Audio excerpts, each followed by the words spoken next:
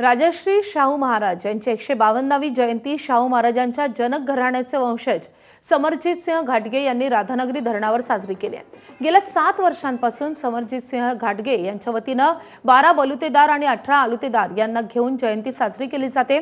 यंदाच्या जयंतीच्या निमित्ताने शाहू महाराजांच्या कामाचा वारसा सांगत समरजित सिंह यांनी महत्त्वपूर्ण घोषणा केली आहे। पहिल्यांदाच शाहू जयंतीला राधानगरी धरणातील पाण्याची पातळी मोठ्या प्रमाणात घटलेली दिसते आणि त्यामुळे आता शेतीसाठी ठिबक सिंचन केल्याशिवाय पर्याय नाही आणि त्यामुळे शेतकऱ्यांना मदत व्हावी यासाठी शाहू ग्रुपच्या माध्यमातून ठिबक सिंचन खरेदीसाठी योजना केली जाईल।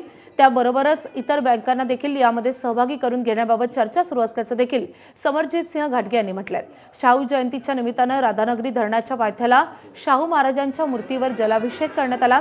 यावेळी हजारोंच्या संख्येने शाहू भक्त उपस्थित होते। या जयंतीचं निमित्त घेऊन आणि या एल्निनो संकटाला घेऊन आम्ही शाहू ग्रुपतर्फे मी स्वतः 3 मुद्द्यांवर एक प्लॅन लोकांसमोर मांडलेला आहे की पुढच्या वर्षी आपण जयंतीला त्याची पूर्तता करावी। एक म्हणजे ठिबकला मोठ्या प्रमाणामध्ये राज्य बँकेतून कर्ज देणं, आर्टिफिशियल इंटेलिजन्सच्या माध्यमातून हे काम करणं आणि सोलार, या 3 गोष्टींवर आम्ही जास्त फोकस केलेला आहे। आणि आताची सगळ्यात मोठी बातमी येते, राम मंदिर ट्रस्टचे अध्यक्ष अनिल मिश्र आणि चंपत राय यांनी राजीनामा दिलेला आहे। नैतिक जबाबदारी स्वीकारून